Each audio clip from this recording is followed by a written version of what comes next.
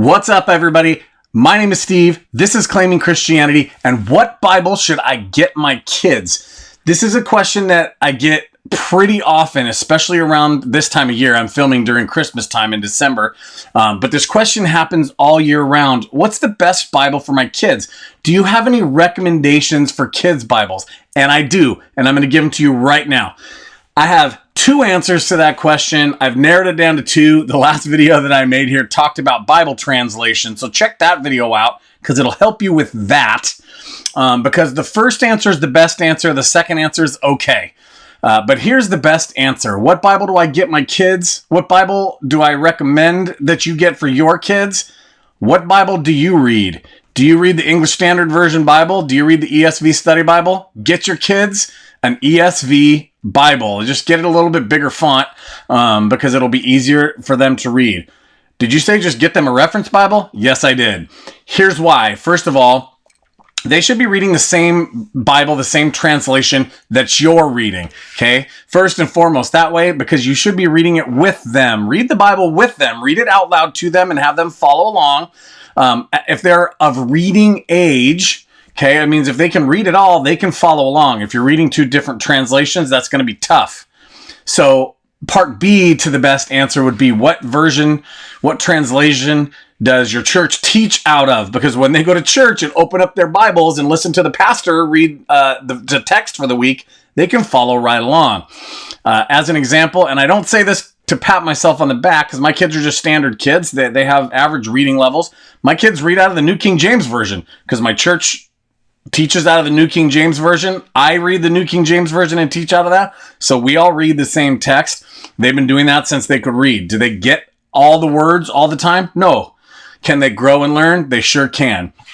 And they sure do. So that's the number one answer that I would give you. The best answer would be, what Bible do you read? Just get them a regular reference Bible. Doesn't have to have a lot of thrills. Doesn't have a lot of extras. The accounts in the Bible are extremely thrilling. And if you sit down and walk them through that and you spend time in the Bible with them, they're going to get a lot out of that. And you'd be surprised what your kids will pick up when you just spend time in a Bible. The number two answer is also good, but I say that it's just okay because there's only one children's Bible, in scare quotes, right, that I actually recommend, and it's this.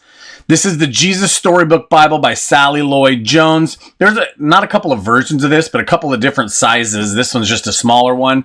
This is the only Bible I ever recommend as far as actual kids' Bibles you can sit and read to out of your read to for your kids, maybe at nighttime before bed, whatever the case may be is. And here's why. A lot of Bibles, a lot of kids' Bibles, while they are well-meaning and well-intended, have things in them that they just get wrong. Some children's Bibles turn the Bible into like a comic book and it leaves a lot out.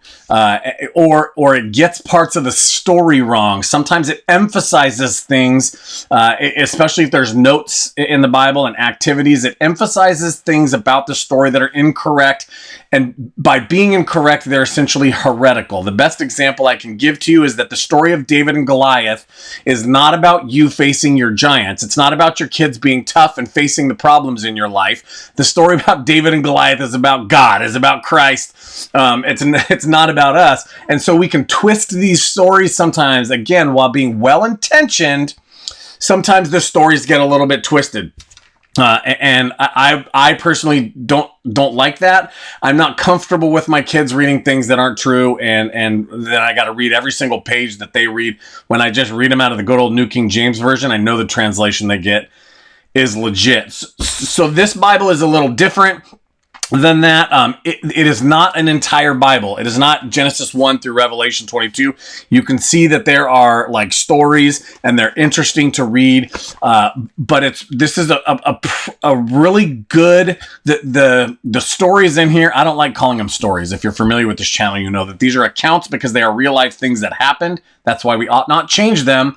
But the accounts in the Jesus Storybook Bible are accurate. They're not heretical. They don't get things wrong. While they don't word for word repeat everything that is in every Bible, they get the meanings correctly. And it doesn't really like it doesn't really vary. They don't skew off the path just to make their point. They're just retelling the story in kids' language. So there you have it. My two answers is the number one best Bible your kids should be reading is the good old-fashioned translation that you read. Have them read that. If you want a Bible with that is more non-reader, kid-friendly, real super young, get this one. Don't bother with all the rest of them. Don't bother with all the fancy Bibles that they put out for kids. Get the Jesus Storybook Bible and supplement that with a normal reference Bible. I hope that's helpful today. I know that it's going to make some of you angry, and that's okay. But the question that when people get a little frustrated me when I answer them this way is like, oh, well, you know, my kids need this and that to interact with the Bible, or whatever the excuse is. My answer is why. Why not just sit down with them and go through the text with them? The accounts in the Bible, if you just read through the Bible, the Old Testament, the New Testament, it's going to bring up a lot of questions that your kids are going to have. You're going to start using words that they don't know, and it gives you a great opportunity as a parent to walk through them what those things mean and what is happening in the text. Okay, so that would be A. B, you're going to just be spending time in the Word of God. You're a decent, legitimate translation, and they're going to pick up a lot more than you think that they pick up. I hope this is helpful today. I haven't heard a good, valid excuse to this day why we have to have a quote-unquote kids Bible. With the exception of this one, because it's I think that it does a good job at not getting a whole lot of stuff wrong. Why not just read them from the regular Bible? If you have comments, I'd love to hear them. Even if you don't share my opinion, I still want to hear them because I'm curious how you feel on this issue. What Bible do you read your kids? Drop that down in the comments.